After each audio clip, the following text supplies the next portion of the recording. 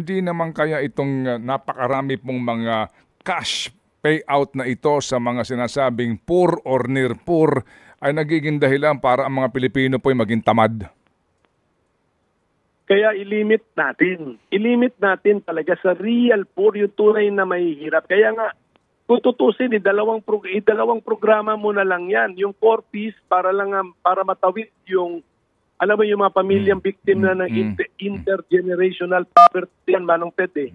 Yung mga, let us say, surrender na sila, taas kamay, wala na kaming pag-asa. Kung yun ang pakiramdam ng pamilya na yun, tulungan sila itawid sa next generation. Kaya nga, yung 4 piece, may obligasyon ng mga magulang na maging kalusugan ng kabataan, di ba?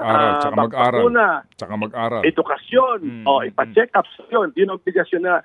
Tapos, yung AIC, dahil ako mismo, personal ko nakita rin yan, tinignan ko yan tumingin ako sa programang yan nakita ko talaga na kailangan ng mga kababayan natin sa hirap ng panahon ngayon, nakaka-encounter talaga sila ng kinoconsider nilang crisis situation. Okay. Pero ilimit na lang natin sa dalawang programa na yan. Huwag na natin guluhin na mag-invento pa ng iba.